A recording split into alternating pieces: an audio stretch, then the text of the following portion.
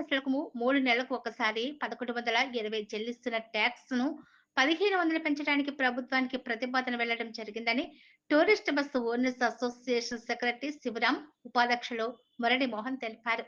గురువారం కాకినాడ ఆర్టీఓ కార్యాలయం వద్ద నిరసన తెలిపి అధికారులకు వినతి పత్రం అందజేశారు.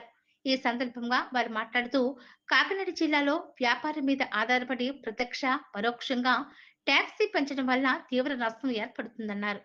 ఇప్పటికే ఇన్సూరెన్స్, ఎఫ్సి, పెనాల్టీలు, గ్రీన్ ట్యాక్స్ పరంగా అనేక ఛార్జీలు అదనంగా చెల్లించడం జరుగుతుందని వారు తెలిపారు. అంతేకాకుండా స్కూల్, కాలేజీ బస్సుల వలన ఇబ్బందులు ఏర్పడుతున్నాయన్నారు. ప్రభుత్వం నుండి రాయితీలు పొందుతూ 4000 మాత్రమే స్కూల్, కాలేజీ బస్సులు ట్యాక్స్ చెల్లిస్తున్నాయని, ఇన్సూరెన్స్ 50% రాయితీ పొందుతున్నాయన్నారు. అంతేకాకుండా పెళ్లిళ్లు, వివాహ యాత్రలకు స్కూల్ బస్సులు నడపడం వల్ల తీవ్ర నష్టం కలుగుతుందన్నారు. వారిపై ప్రభుత్వం తక్షణమే చర్యలు చేపట్టాలని డిమాండ్ చేశారు.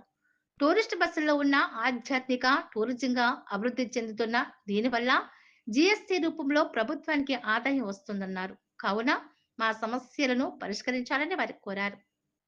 ఏపీ స్టేట్, నా పేరు Murali Mohan, AP state vice president అండి. ఇప్పటివరకు జరుగుతున్నదంతా కూడా అందరూ పెద్దలు వివరించారు. మేము కోరేది ఏంటంటే, ఇప్పుడు ఈ పరిణామంలో గవర్నమెంట్ కలెక్ట్ చేసుకొని సీఎం గారు మాకు అపాయింట్మెంట్ ఇచ్చి మా అభిప్రాయాలు కూడా తెలుసుకున్నాక ఈ జీవోని పాస్ చేయాలని కోరుతున్నాం. అలాగే ఇన్లీగల్ ఆపరేషన్ చేస్తున్న స్కూల్ బస్సుల మీద కూడా ఇమ్మీడియట్గా యాక్షన్ తీసుకోవాలని చెప్పి అధికారులకు ఆదేశాలు ఇవ్వాల్సిందిగా సీఎం గారికి స్టేట్ తరఫున, అన్ని జిల్లాల తరఫున మేము విజ్ఞప్తి చేయడం, వాళ్ళని రిక్వెస్ట్ చేయడం జరుగుతుంది. తప్పకుండా మీ మీడియా ద్వారా మాకు అవకాశం దొరుకుతుందని ఆశిస్తున్నాం.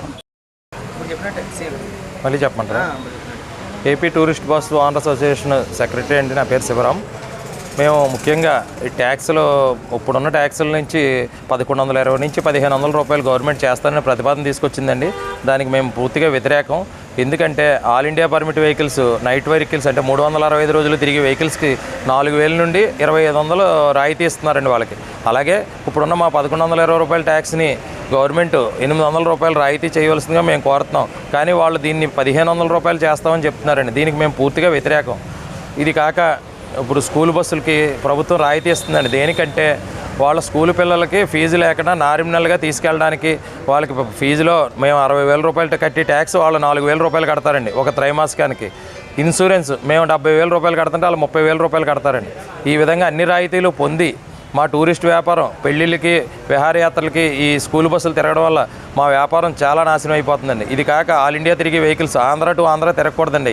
బార్డర్ నుంచి బార్డర్ తిరిగి వెహికల్స్ ఆంధ్రాలో తిరిగి పగల మా వ్యాపారాన్ని నాశనం చేస్తున్నాయండి.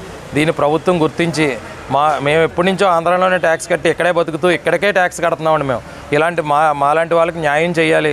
పక్కన ఉన్న తెలంగాణ విడిపోయిన తర్వాత మాకు ప్రభుత్వం నుండి రాయితీ లేదండి, ఇంటర్స్టేట్ అగ్రిమెంట్ లేదు, దాన్ని కూడా కల్పించాలని కోరుతున్నాం.